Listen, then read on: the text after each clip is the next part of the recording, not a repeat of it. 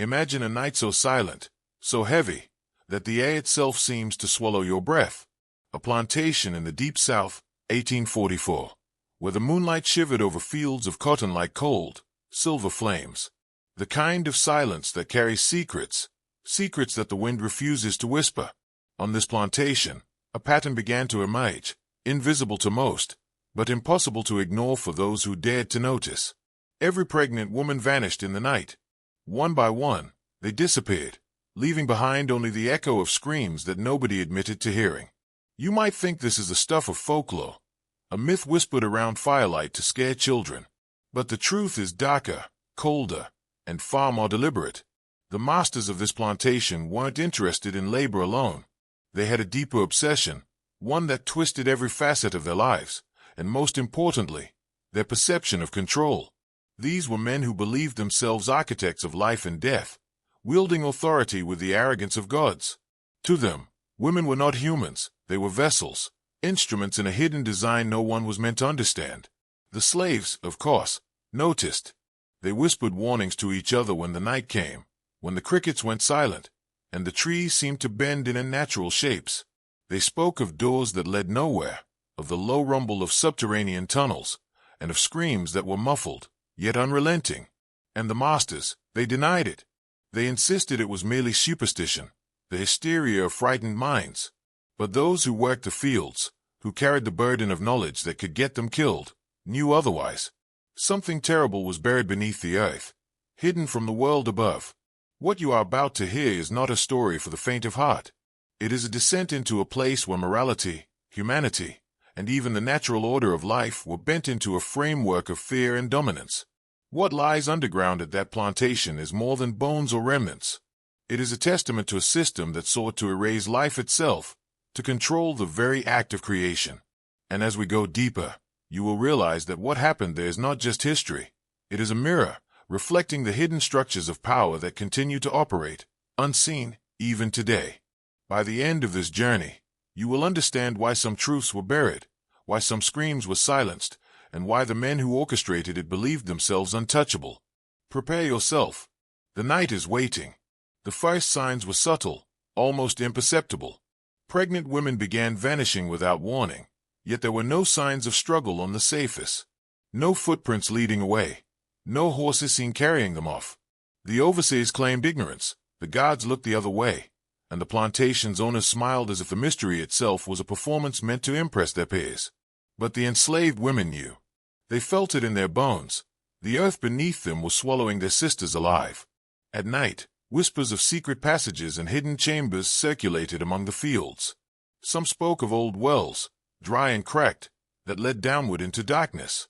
Others murmured about the cellar doors in the main house, thick with iron locks and hidden keys, doors that no one dared open unless summoned by the masters. And then there were the screams. Low, stifled, impossible to locate, yet unmistakable. They were not just cries of fear, but of violation, a sound that carried a weight no one could easily forget. Those who heard it would wake in the middle of the night drenched in sweat, their hearts pounding like war drums. The masters, men of so-called refinement, were deliberate in their concealment.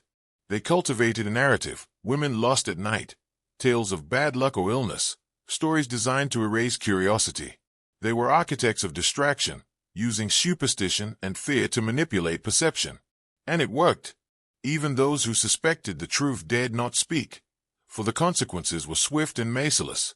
Lives were not merely controlled, they were expendable, disposable, to serve an agenda that only the powerful could comprehend. But even in this darkness, resistance flickered. Some of the enslaved women tried to leave marks, subtle warnings, patterns of scratches on door frames, knots tied into fabric, secret signs in the field soil. It was their way of saying, "We see.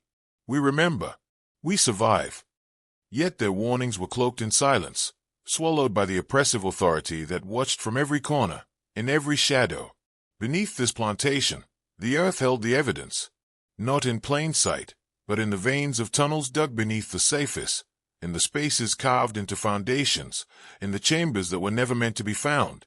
The men above thought they had mastered death and secrecy. They did not realize that history has a way of leaking, that time and memory are patient forces. What was buried would not remain hidden forever. And now, as we peer closer into the soil itself, the first secrets begin to surface. The walls of the underground are soaked with the remnants of life and horror, evidence that defies explanation and challenges morality itself. The first explorers of the underground chambers never intended to confront the horrors within. Curiosity, necessity, or whispered warning led them to pry open the hidden doors beneath the main house. What they found was beyond any human imagination. A labyrinth of tunnels, carved crudely but with deliberate precision, winding beneath the plantation like veins feeding a monstrous heart. The air was thick, foul with rot and something far older, the stench of secrets long buried and deliberately ignored. Along the walls, crude symbols were etched, the meaning lost to most, but unmistakably intentional. Some resembled cages, others spirals, circles that closed upon themselves. Whoever created them understood the power of suggestion, of terror. These markings were not just decoration. They were warnings, psychological triggers designed to manipulate anyone who stumbled upon them. And in the center of this subterranean nightmare lay the first evidence of the vanished women, small, concealed chambers, their floors stained dark, the remnants of life and death intertwined in ways words can barely convey. The horror was not merely physical, it was symbolic, ritualistic. These chambers were carefully organized, almost clinical in their arrangement. It was as if each life had been catalogued, processed, and stored according to a logic that only the plantation's masters could comprehend. Every object, every bone, every artifact was a testament to control, the ultimate manifestation of power over life itself. The men above were not simply cruel. They were architects of a system designed to erase identity, to reduce human existence to property and function. And yet, within this horror, there was a deeper, more insidious revelation. This was not random violence.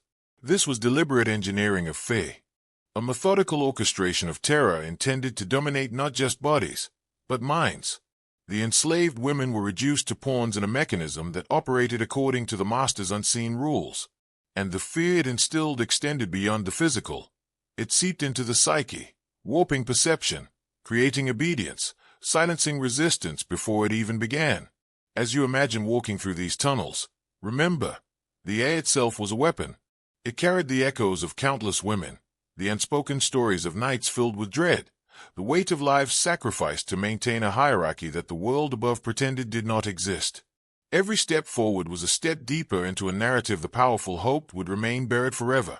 But here, in these dark corridors, the truth refuses to die. And this is just the beginning. What follows in the next sections will reveal how far the corruption went, the hidden agendas that orchestrated these horrors, and the psychological systems embedded in the very foundations of this plantation, systems designed to control not just flesh, but thought itself. The plantation surface told one story: orderly fields, quiet nights, obedient labors. But beneath that veneer of normalcy lay a system of control so sophisticated, so insidious, that it rivaled the most advanced psychological manipulation tactics of modern times.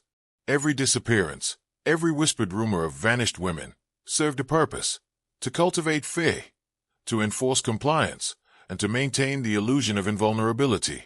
The masters were not merely tyrants, they were engineers of the mind, architects of obedience. They understood a fundamental truth: terror is most effective when invisible. No chains, no open violence, could match the power of uncertainty. The slaves never knew who would be taken next, when it would happen, or how. Pregnant women became symbols, not just of labor, but of the fragility of life, of the ultimate leverage the masters held. The system operated like clockwork: a disappearance here, a rumor there, a subtle hint of ritual that left questions unanswered. The uncertainty itself became the instrument of domination. The tunnels and chambers were only part of it. Above ground, the plantation was a theater of observation. Overseers watched with intent, noting fear in the eyes of workers, tracking subtle shifts in behavior. Women were discouraged from speaking to one another, friendships subtly undermined, trust dissolved. The plantation created isolation, the perfect breeding ground for control. And when the night came, when the masters descended into their subterranean chambers, the power they wielded was complete. Life, identity, future, all dictated by invisible rules known only to them. There was also a ritualistic element, a carefully curated display of dominance. Notes found in hidden corners, artifacts arranged in specific patterns, even the timing of the disappearances, all pointed to a deliberate psychological strategy. It was not chaos, it was design, and every element was led. Fear of the unknown above ground, fear of punishment, and fear of what lay beneath. The system worked because it attacked the human mind on every level, leaving no refuge, no safe space, no hope of understanding. But here is the most chilling part. This control was not born of mere cruelty. It was designed to perpetuate itself, to normalize terror, and to transform obedience into a reflex. The masters were cultivating more than laborious. They were cultivating submission, training generations to accept disappearance, loss, and fear as immutable truths. Every secret tunnel, every silent scream, every vanished life reinforced the invisible architecture of dominance. And as we descend further into the story, you will see how far this manipulation extended, how the plantation itself became a living system of control, shaping not only the lives of those who lived there, but the very essence of who they could be. Even in the shadow of absolute terror, some dared to resist. A few women, driven by instinct, desperation, or sheer courage, attempted escape. They whispered plans in the darkness, traced secret paths in the fields, and hid messages in the patterns of their work. But the plantation's system of control was relentless. It wasn't just about locks, overseers, or brute force. It was about conditioning, anticipation, and psychological dominance. Every rebellion was predicted, every attempt anticipated, before it even began. Those who tried to flee found themselves trapped, not just physically, but mentally. The fear instilled over months, years, even decades, created a paralysis that no handcuff could match. Disappearance was never random. It was surgical, designed to send a message that penetrated deep into the mind. Those who resisted watched their peers vanish, their screams echoing in memory, an invisible chain linking fear to compliance. And some, upon seeing what happened to others, returned willingly to the confines of the plantation, not out of loyalty, but because the psychological terror had become a force stronger than hope. The tunnels beneath the house became an even grimmer instrument of control. Escapees who were caught, and many were not merely punished, they were displayed. The chambers were turned into psychological traps, rooms designed to break resolve, to make even thoughts of rebellion seem impossible. Walls were etched with reminders, symbols of submission, and the screams of previous victims were amplified by the architecture itself. It was an environment crafted to strip away identity, to dissolve individuality into a collective fear. Yet, amid this orchestrated terror, glimmers of resistance persisted. Some women found ways to communicate secretly, leaving coded marks in the fields, or smuggling messages through the work of everyday tasks. These were small victories, almost imperceptible victories, but they were dangerous. The masters hunted them relentlessly, knowing that even a spark of defiance threatened the system they had perfected. Every hidden note, every whispered warning, became evidence of audacity, and punishment was swift and decisive. Hey, you begin to see the depth of the plantation's malevolent genius. It wasn't only about control of the body, but control of thought, identity, and the very will to live freely. Each disappearance, each scream, each psychological trap reinforced the hierarchy, teaching obedience before the physical chains could ever be applied. And now, as we prepare to descend further, we will uncover the underground chambers in their full, horrifying detail, the rooms where life was catalogued, fear institutionalized, and human essence reduced to objects of power. The underground chambers were not mere storage rooms. They were an engineered labyrinth, a subterranean world designed with meticulous intent. Each corridor, each doorway, each hidden alcove had a purpose beyond the obvious. It was a psychological weapon as much as a physical space. The plantation masters had learned that fear multiplies when the mind cannot predict the next pain, the next shadow, the next scream. Every step in these tunnels was a journey deeper into submission. The rooms themselves were arranged with brutal logic. Some held the remnants of life, small objects, worn clothing, or tools used to control the enslaved women. Others were more sinister, spaces meant to isolate, to disorient, to break the human will. The ceilings were low, forcing steep posture, the air thick with the smell of decay, sweat, and despair. The walls were carved in patterns that might have seemed meaningless to the untrained eye, but they were intentional, coded symbols of domination, rituals of control, and warnings carved by those who understood the dark art of Fae. The chambers were also a form of cataloging. Each woman who disappeared at night left a mark, a trace of life that was preserved underground. These were not accidental. The masters measured, recorded, and maintained their inventory with obsessive precision. Life itself had become data, human essence transformed into a mechanism of power. The system reinforced itself, disappearances maintained fear maintained order, and the tunnels kept the truth invisible to the outside world. Even more horrifying was the ritualistic nature of some chambers. Satan rooms were arranged in a circular pattern, with objects placed deliberately in the center, items that suggested ceremonies of dominance, acts of symbolic control meant to project the master's power over creation itself. These rituals were not public, but they were observed and practiced by those in command, reinforcing a hierarchy that went beyond social status, a hierarchy that penetrated the spiritual and psychological core of every human being beneath their rule. And yet, the terror was not solely physical. The underground world was designed to manipulate perception, to warp reality, to convince the enslaved that the disappearance was inevitable, unavoidable, even natural. Every echo, every shadow, every muffled cry was a lesson in obedience, a proof that resistance was meaningless. The masters understood human psychology better than most people do today.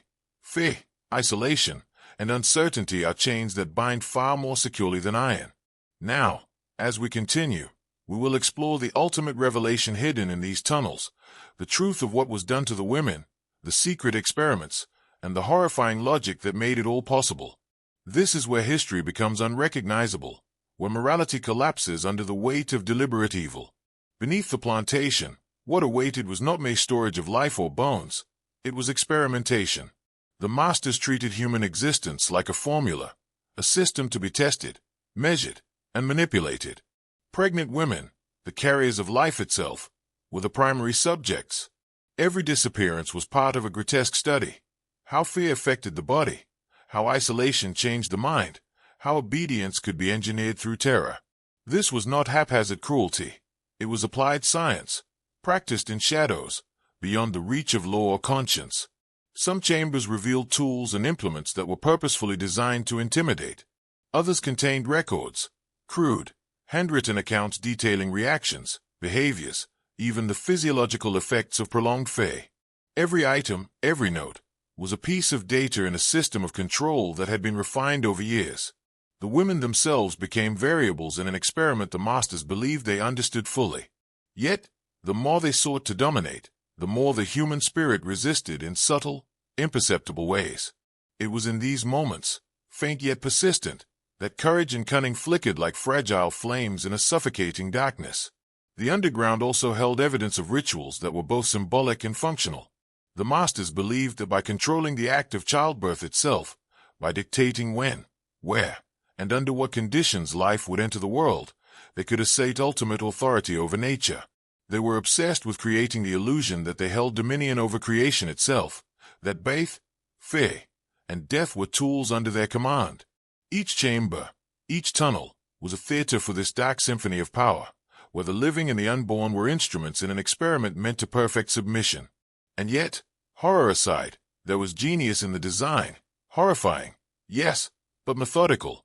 Isolation, sensory deprivation, disorientation, anticipation of disappearance, ritualized terror. These were led to create a psychological effect stronger than any lash, chain, or punishment above ground. The women who experienced this did not merely endure pain. They endured the calculated erosion of identity and will. And through this erosion, the masters taught obedience without ever needing to threaten it openly. The implication of this knowledge is chilling. Understanding the logic behind these atrocities reveals not only the depravity of the plantation's masters but the timeless mechanisms of power, control over perception, fear's leverage, and the deliberate shaping of reality to enforce hierarchy. And now, as we continue, we will descend even further into the final, most terrifying revelation hidden beneath the plantation, where the system's ultimate purpose is exposed, and the very meaning of humanity is challenged. At the very core of the underground labyrinth, the truth revealed itself in its full, unimaginable horror. This was no longer just a place of fear or control. It was a cathedral of cruelty, a meticulously constructed epicenter of human domination. The chambers here were larger, arranged in concentric circles, almost ritualistic in design. Each wall, ceiling, and floor was marked with traces of the lives that had passed through, the energy of suffering preserved like an invisible signature. And in these final chambers, the full extent of the plantation master's ambition was visible. They sought not just obedience, but the mastery of life itself. Hey, the vanished pregnant women had been subjected to manipulations that defy comprehension.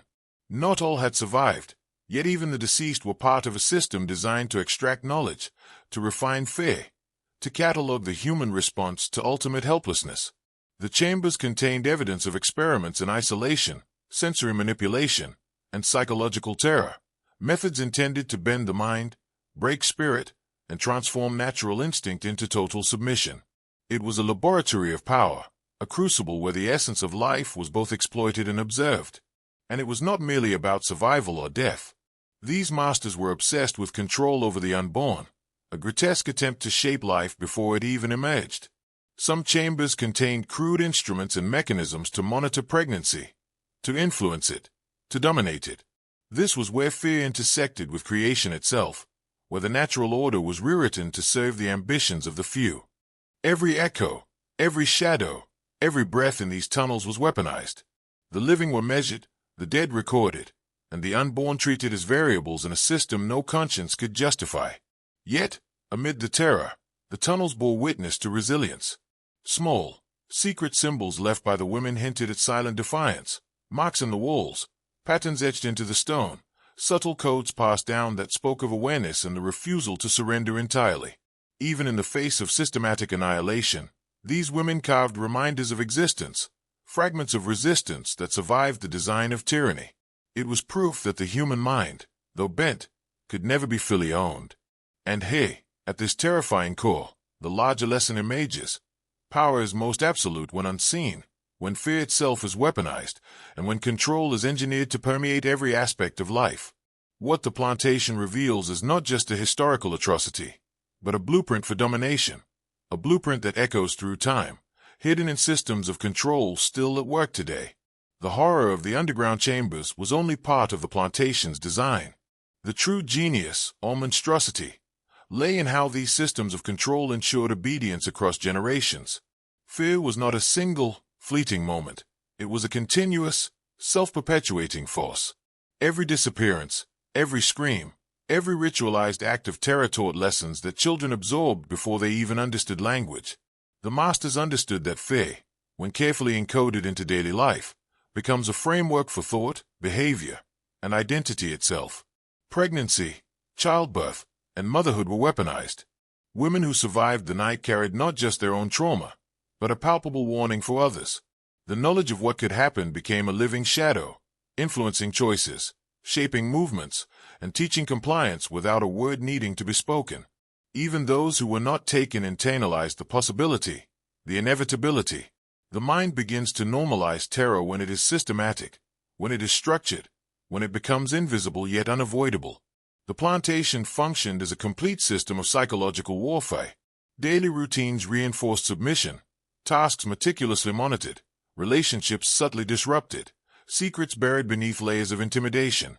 Obedience became reflex, compliance instinctual, and fear an unspoken teacher.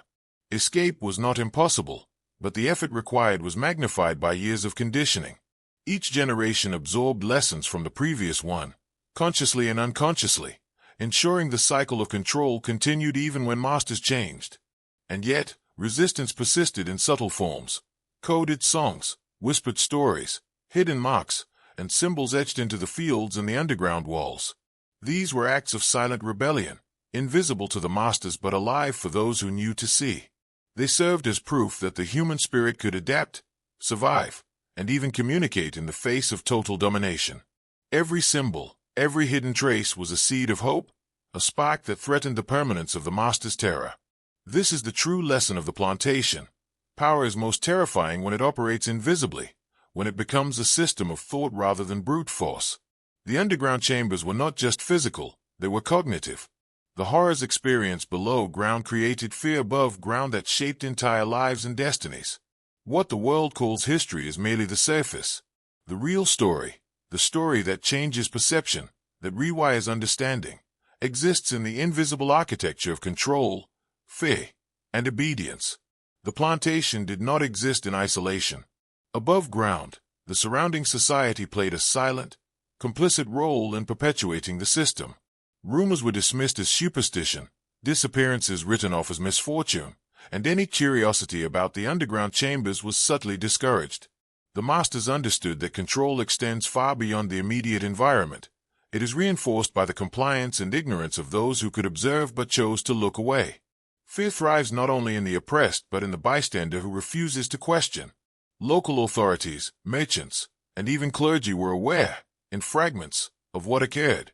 Yet none intervened. Laws were selectively enforced, investigations quietly quashed, and moral outrage conveniently muted. The plantation became a microcosm of institutional manipulation, a system where knowledge was deliberately suppressed, truth buried beneath layers of plausible deniability, and the unthinkable normalized through silence. In this way, terror became communal, extending its reach far beyond the walls of the estate. Even the enslaved who were outside the immediate circles of these events were affected. Stories of vanished women, whispered warnings, and the palpable aura of dread permeated the fields, villages, and neighboring plantations. Obedience was encoded socially as well as physically. Fear became cultural memory, a tool for compliance that transcended individual experience. Each story carried a lesson, challenged the system, and the consequences are absolute. And those lessons did not die with their subjects. They were passed down, etched into memory, folklore, and the collective consciousness. The plantation's design thus achieved a frightening elegance. Fear operated on multiple planes: personal, communal, psychological, and institutional. The masters did not need to physically control every person at every moment. The architecture of terror, both underground and above, ensured that people would act as their own enforcers, policing their own behavior and the behavior of others. Silence, submission, and complicity became the most powerful tools of all. Hey, we confront a truth that resonates far beyond history.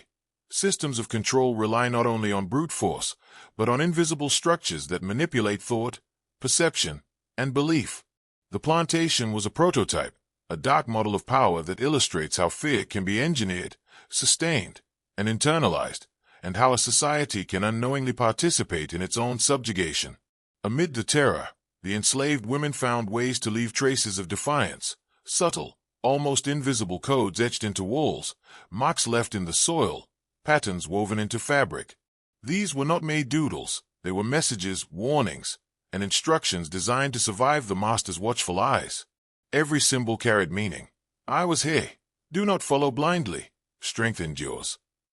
They were fragments of consciousness fighting against obliteration, whispers of identity refusing to be erased. The tunnels, dark and suffocating, became a canvas. Tiny scratches on stone surfaces formed symbols that connected one chamber to another, guiding those brave enough to move through the labyrinth. Knots tied in fabric, threads woven into clothing, even the placement of objects in rooms above ground. All were part of a hidden communication network. To outsiders, these were insignificant, almost invisible.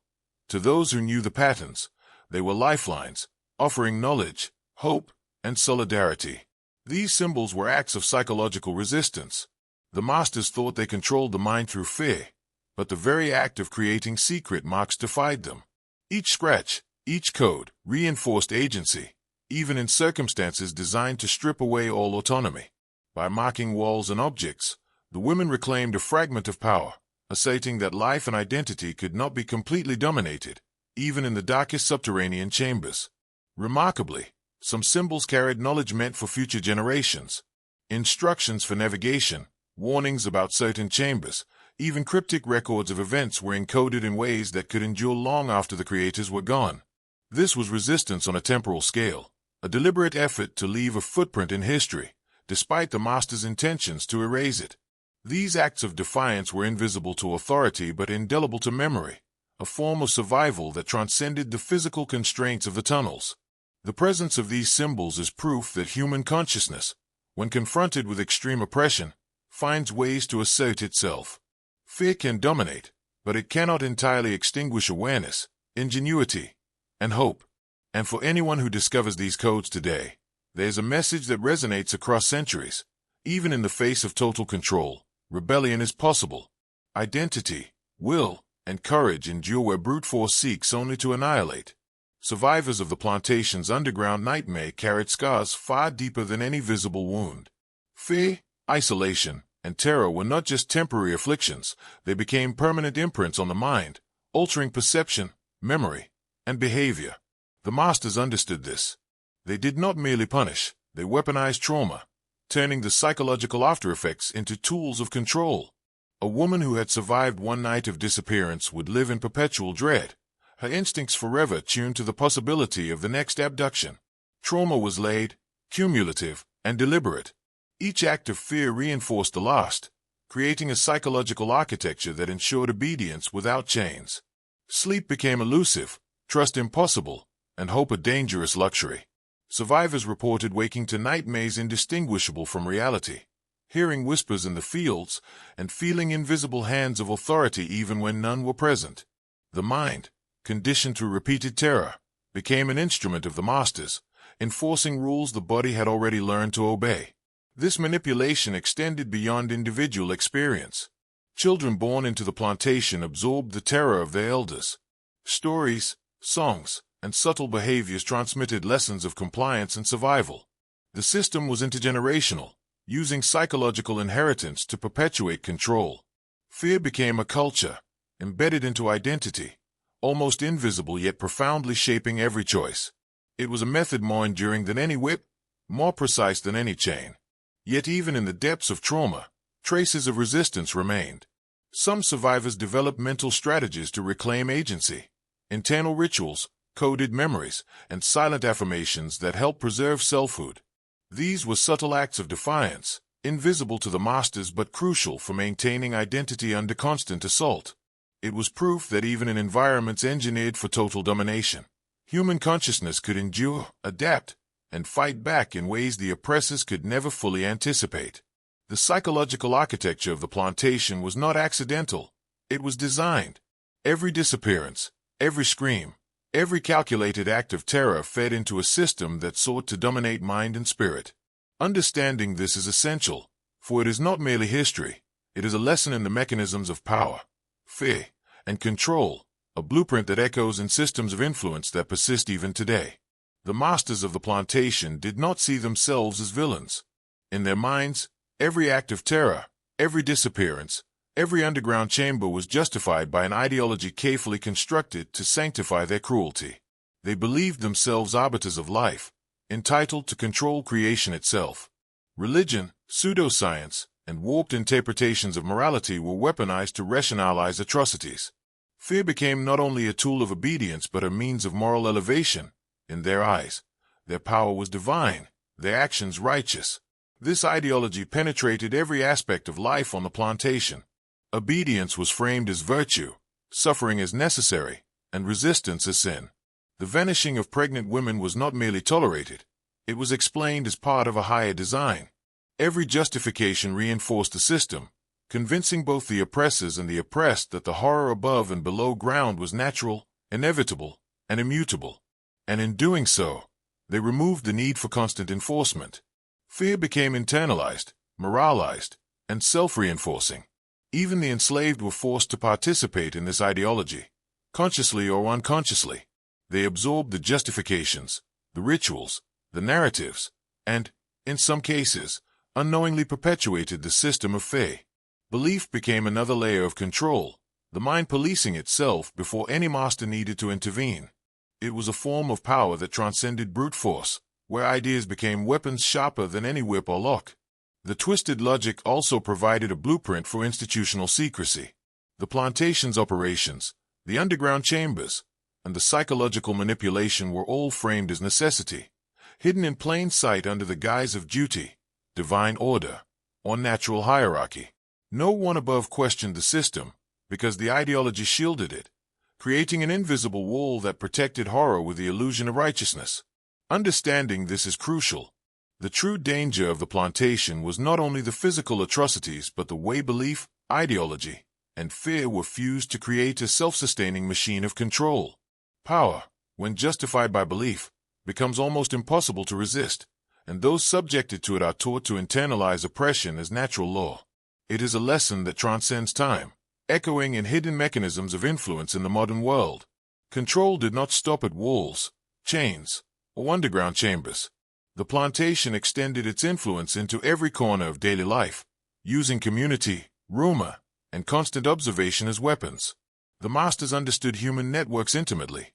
People talk, stories spread, and fear multiplies when it infiltrates the social fabric. They manipulated these forces deliberately, turning relationships and gossip into instruments of power. Rumors of disappearances, whispered tales of screams in the night, and unexplained events became part of the psychological ecosystem. They were never clarified, never fully explained, only hinted at, exaggerated, and repeated. This uncertainty infected the minds of everyone who heard it, creating suspicion, paranoia, and obedience. Neighbors watched each other, slaves policed one another, and silence became a collective strategy for survival. The plantation had engineered a society where fear was both individual and communal, a network that reinforced itself without constant intervention from the masters. Observation was equally insidious. Overseers were trained not only to monitor work but to read micro-expressions, body language, and the subtle shifts in emotion that indicated fear, resistance, or potential disobedience. The enslaved were under constant surveillance, their actions catalogued mentally, their behaviors influencing who would be allowed more freedom and who would face immediate punishment. Every glance, every hesitation, every conversation became data, evidence to maintain domination. Even routine tasks were manipulated to reinforce control. Field work, chores, and domestic labor were carefully structured to normalize hierarchy and submission. Obedience became second nature. Fear became reflexive. The community itself became a tool of the system, reinforcing lessons, reporting violations, perpetuating terror. No space, no conversation, no relationship existed outside the watchful architecture of power. This orchestration of rumor, observation, and social pressure transformed the plantation into a living, breathing system of psychological dominance. Physical barriers were unnecessary when the mind could be conditioned to self-police, when fear became an invisible chain stronger than iron. The enslaved were not only prisoners of walls and tunnels but of a carefully constructed perception of inevitability, uncertainty, and submission. Even in the face of a system designed for total domination, resistance persisted, quiet, invisible, yet profoundly defiant. The enslaved found ways to reclaim fragments of power, using subtle acts that could not be erased by force or fear. A scratched symbol in a wall, a whispered warning to a neighbor, a pattern in the fields, these were the sparks of rebellion that refused to die. Each act was small, almost imperceptible, but collectively, they formed a hidden network of awareness, a silent counterforce to the plantation's machinery of control. These acts of defiance were as psychological as they were practical. A song hummed with coded meaning, a stitch in a quilt signaling direction or warning, even gestures and glances carried information. They transformed fear into strategy, teaching that survival was possible even under the most oppressive conditions. The masters believed they had broken the human spirit, but the human mind is resilient. Where they saw submission, the enslaved left evidence of agency. Where they saw despair, ingenuity endured. Some women took greater risks, deliberately navigating the underground tunnels to leave messages or alter signs, knowing that discovery could mean death. Yet, these acts were not just personal. They were communal, passed through generations. Knowledge of the tunnels, the codes, the hidden pathways became a secret inheritance, a way to survive psychologically and physically, even in the most controlled environment. Each act of rebellion was a message to the future. We existed. We resisted. We endured. These sparks of resistance were terrifying to the masters, not because they posed immediate threat, but because they defied the very logic of their system. Control relies on predictability, obedience, and fear. When even the tiniest fragment of autonomy survived, it created uncertainty, a crack in the architecture of terror. And over time, these cracks grew, quietly, invisibly, but inexorably. Understanding these acts is essential. They reveal that even in systems engineered for total control, human consciousness can adapt, find loopholes, and assert agency. Fear is powerful, but ingenuity, courage, and solidarity, even in the smallest forms, are enduring forces that cannot be fully extinguished. The masters understood that resistance, no matter how subtle, threatened the delicate architecture of their power. Every scratch, whisper, or coded quilt became evidence of defiance, and the response was swift, calculated, and merciless. Suppression was both physical and psychological, designed to neutralize rebellion before it could spread. The underground chambers became tools of intimidation.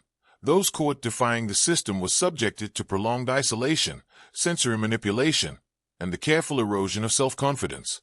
The goal was not merely to punish, but to teach terror as a lesson to everyone else. Observation and anticipation became key strategies. The masters trained themselves and their overseers to read signs others might miss: a pause in conversation, a glance between workers, a mark in the soil out of place. They predicted behaviors before they happened, preemptively reshaping the environment to prevent rebellion. Every tunnel, corridor, and room was a controlled ecosystem, designed to eliminate surprises and maintain the illusion of omnipotence. Even those who survived multiple nights underground would emerge changed, compliant, fearful, and acutely aware of the cost of defiance. The methods of suppression were subtle as well. Fear was embedded in routine, reinforced through storytelling and communal pressure. Women were reminded of the disappearances, taught to expect punishment, and conditioned to internalize obedience. The psychological architecture of the plantation ensured that rebellion was not just dangerous, it was nearly impossible to conceive. The mind itself became a prison, a mechanism for self-regulation under the threat of annihilation. Yet, this suppression was also adaptive. The masters refined their techniques with each act of defiance, adjusting chamber layouts, altering rituals, and introducing new symbols of control. They studied outcomes meticulously, using the underground as a laboratory to perfect obedience.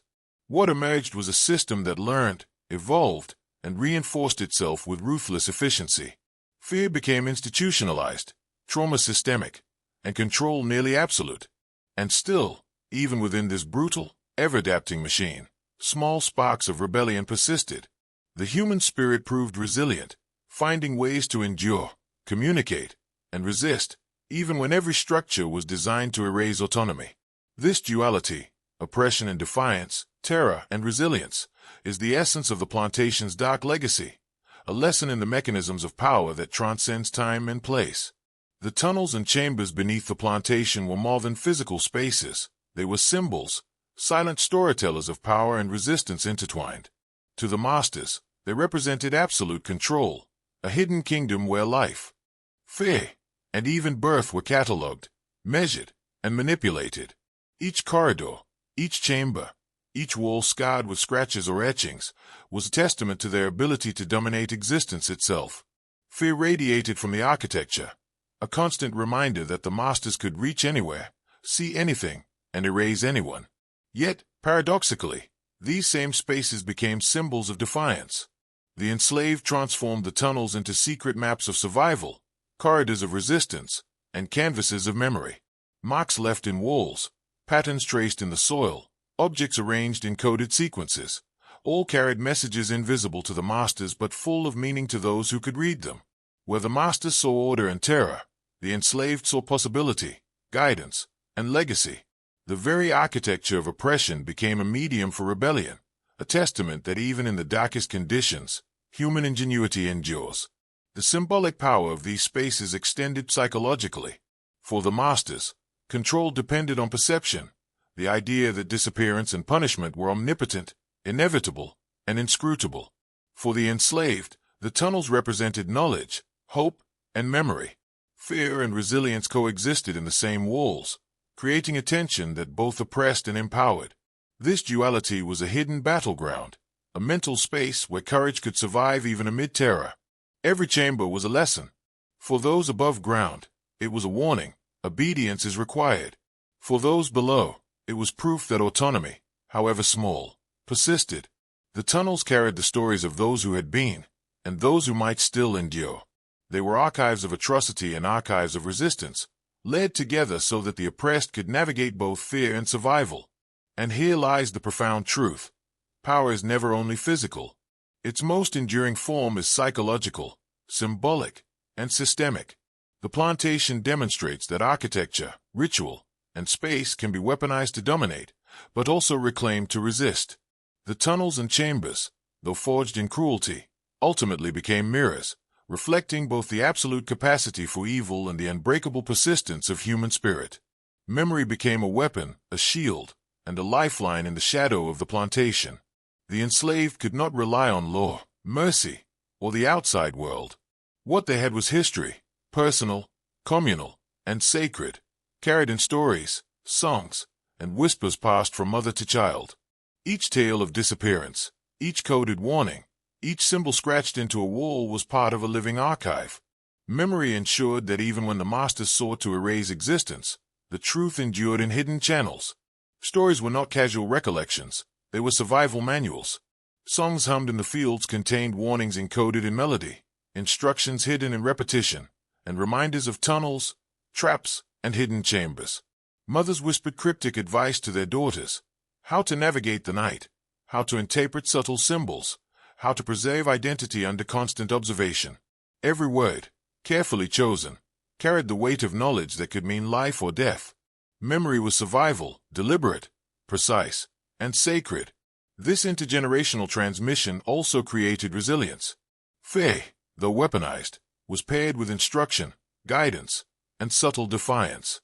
Each generation learned the horrors of the past while gaining tools to navigate the present. The masters sought to crush knowledge, but memory was intangible, elusive, and impossible to fully control. The women who carried these stories became vessels of history, conduits for rebellion, and keepers of truth that the outside world preferred to ignore. Even the act of remembering was an act of resistance. To recall the names, faces, and experiences of the disappeared was to assert existence in the face of erasure. To pass knowledge forward was to defy the master's designs and reclaim a measure of power. Memory transformed individual suffering into collective strength, encoding lessons that would outlast walls, chains, and fear. And here's the deeper truth. History is never neutral. What survives, what is remembered, and how it is passed down determines the power dynamics of the future. The tunnels, the disappearances, and the chambers underground were designed to erase identity and control life. But memory, storytelling, and intergenerational knowledge became the counterforce, a hidden system of resistance, capable of preserving truth and awakening awareness in ways the masters never anticipated. It took decades for outsiders to stumble upon the plantation's underground labyrinth. Those who did were often curious, skeptical, or simply in the wrong place at the wrong time. What they encountered was not a simple storage space or forgotten cellar. It was a meticulously engineered world of terror, a monument to both control and horror. The first impressions were disorienting. Tunnels that twisted unexpectedly, chambers that seemed to breathe, walls etched with symbols whose meanings were half forgotten yet undeniably intentional. For many, the initial reaction was disbelief. Could such calculated cruelty exist? Could fear and manipulation reach this level of sophistication? Every step down into the darkness revealed evidence that shattered assumptions about human morality. Bones, artifacts, and symbols told stories of lives erased, of systematic observation, and of experiments designed to dominate not just bodies, but minds. The air was thick with the residual weight of suffering, the echo of trauma preserved in the architecture itself. Some outsiders reported a sense of being watched, even alone. The tunnels were designed not only to trap but to manipulate perception. Shadows played tricks on the eyes, narrow corridors heightened anxiety, and the faint echoes of distant chambers seemed almost sentient. The masters had engineered the space to enforce fear even in absence. Centuries later, the structure itself remained a psychological instrument. The deeper the intruders went, the more palpable the presence of control, the more overwhelming the realization that they were encountering not just a physical environment, but a system of terror. And yet, amid the horror, the outsiders began to notice subtle evidence of resistance, scratches in the walls, symbols and patterns, and artifacts deliberately placed out of immediate view. These were messages from those who had survived, secret breadcrumbs left behind by the enslaved to assert that defiance and consciousness endured, even in the most controlled, violent spaces. It was the first tangible proof that memory and resilience could survive oppression. The underground revealed a duality that outsiders could not ignore. Absolute cruelty alongside subtle defiance, systemic terror intertwined with human ingenuity. It was a lesson in power, how it can be imposed, concealed, and perpetuated, and how, even against overwhelming odds. The human spirit finds ways to assert itself. For those who emerged from the tunnels, the experience was transformative. The horror was undeniable, but the hidden resistance was equally profound, leaving a lasting impression that would shape their understanding of fear, control, and survival. Once the existence of the underground chambers began to surface, a handful of historians, journalists, and travelers attempted to document what they found. Their accounts, however, were inconsistent, fragmented, and often suppressed. Local authorities and descendants of the masters ensured that any record threatening the plantation's reputation was silenced, altered, or buried. Official reports minimized disappearances, described the tunnels as storage or cellars, and dismissed eyewitness testimony as superstition.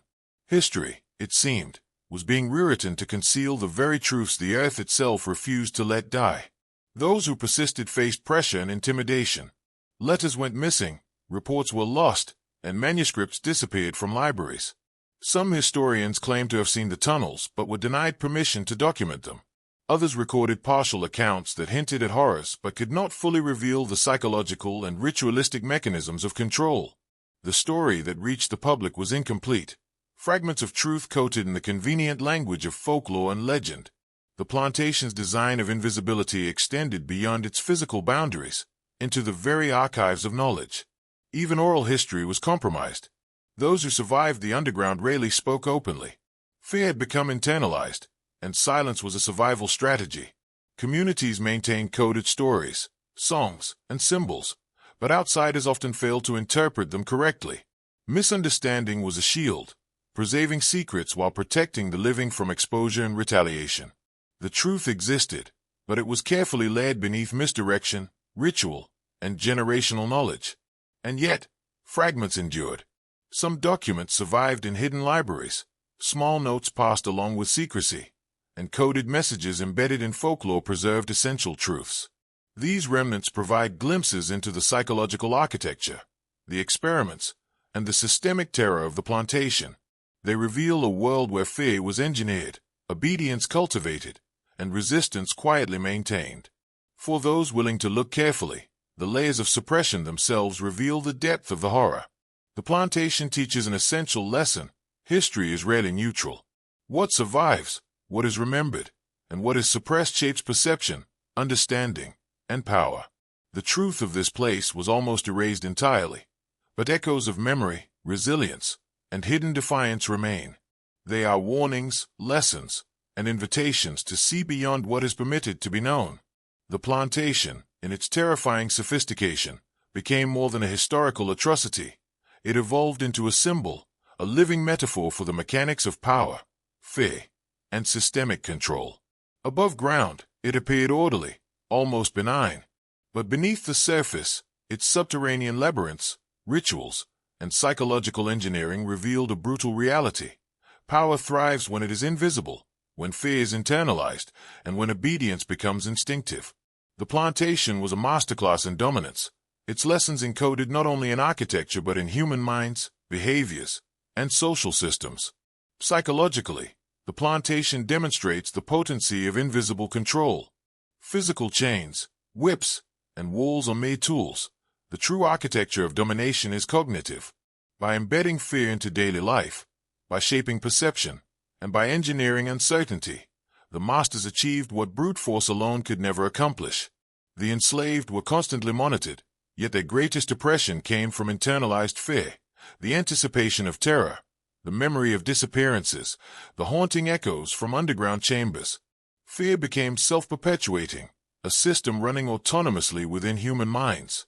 Symbolically, the plantation reflects the duality of oppression and resistance. The tunnels, marks, and coded symbols left by the enslaved women were not merely survival tools. They were declarations of identity, consciousness, and resilience. Even amid the most sophisticated systems of control, the human mind found ways to endure and communicate. The underground, intended as a crucible of submission, became a canvas for defiance. Each symbol, each hidden message, transformed terror into a language of resistance.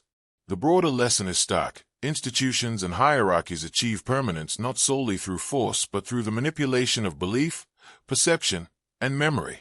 Compliance is often internalized. Fear becomes invisible yet unbreakable.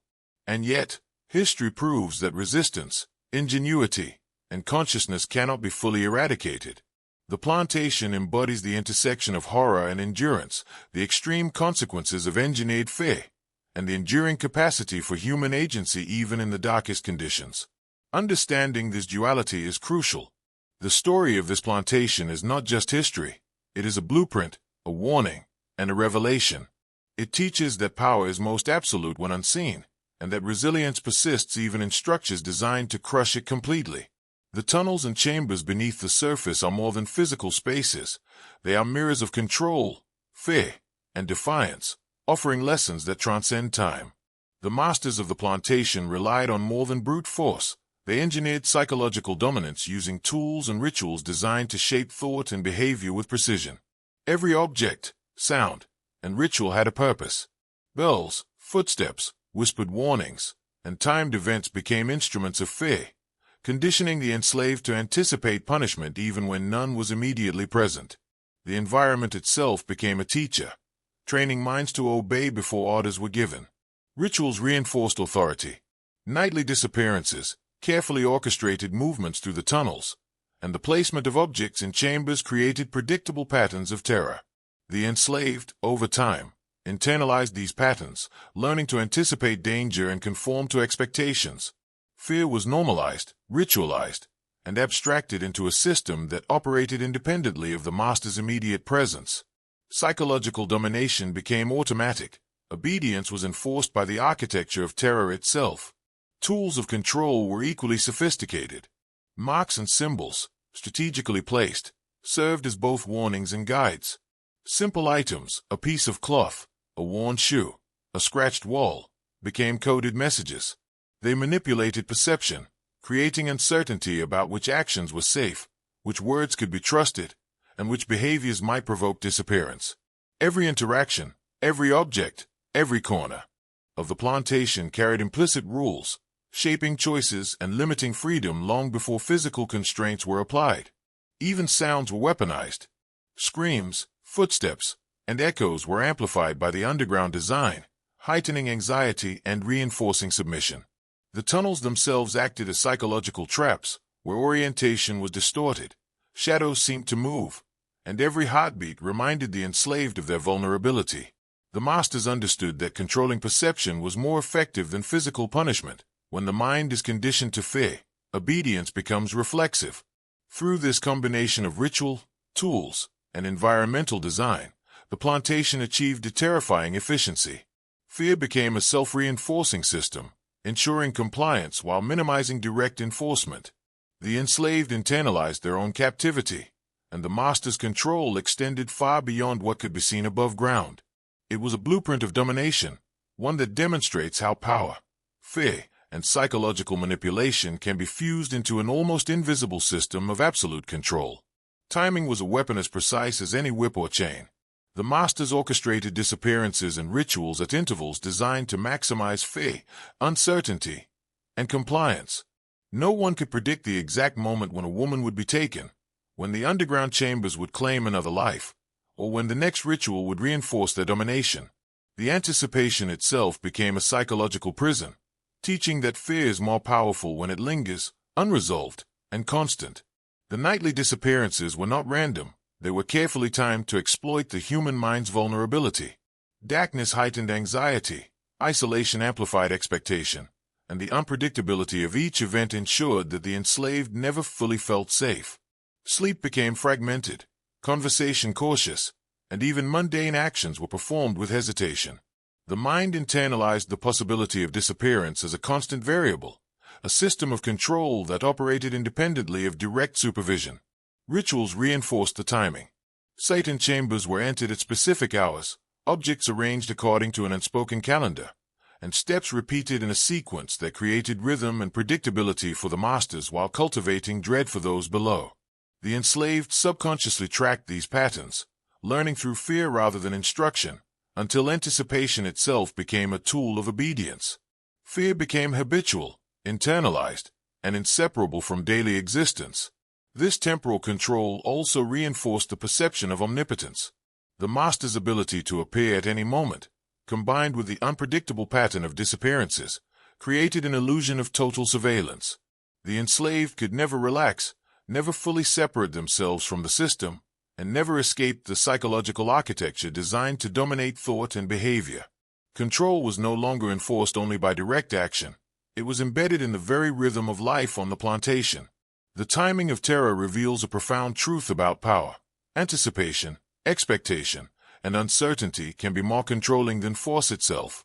By dictating not only what occurs but when it occurs, the masters ensured that submission became automatic, fear perpetual, and resistance nearly impossible. The lessons of timing, ritual, and expectation extend far beyond history, illustrating the enduring mechanics of psychological domination. The plantation's terror did not stop at individuals. It infiltrated relationships, trust, and community. Fear became a contagion, infecting interactions between the enslaved. Whispers, glances, and gestures were scrutinized, and even minor deviations could provoke suspicion. The masters understood that controlling relationships was as critical as controlling bodies.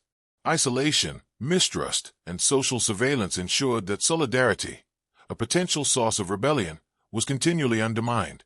Interpersonal bonds were deliberately strained. Friendships were tested with rumors of betrayal, conversations were monitored, and subtle punishments reinforced the idea that trust could be fatal. Pregnant women, already targeted by the system, were acutely aware that their peers' knowledge or silence could determine survival. Each relationship became a negotiation with fear, where loyalty, caution, and instinct were constantly weighed against the ever-present threat of disappearance. The underground chambers amplified this effect, serving as both physical and symbolic reminders of what could happen if trust was misplaced. Even communal rituals and shared labor were weaponized. Cooperative wike, gatherings, and songs were subtly structured to expose alliances and track defiance.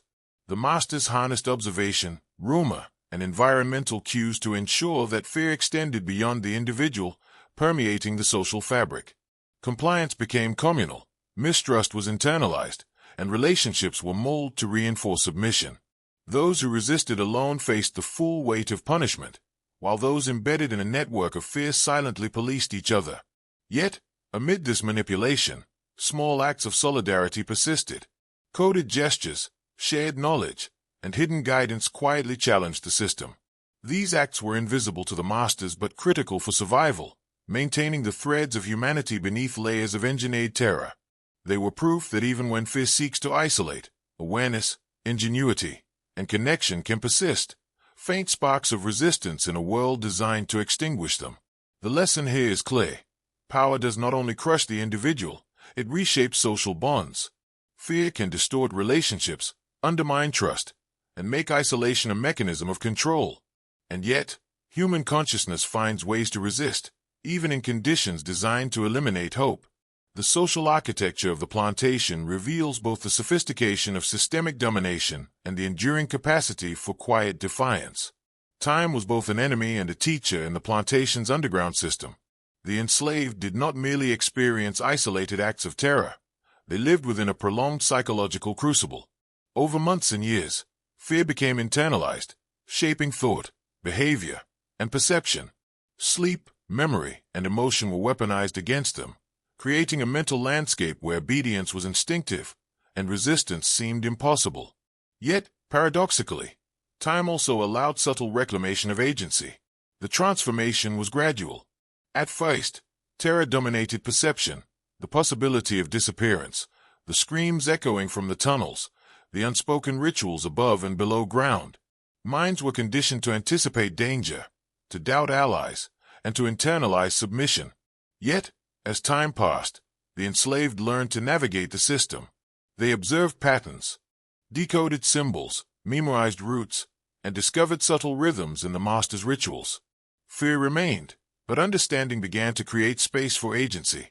Knowledge became the weapon that could quietly undermine control. Memory and observation merged into resilience. The women who survived long enough developed strategies, predicting which corridors were safe, interpreting coded warnings, and creating private rituals to preserve identity and sanity. Even under constant surveillance, small choices, where to stand, what to say, how to move, became acts of defiance.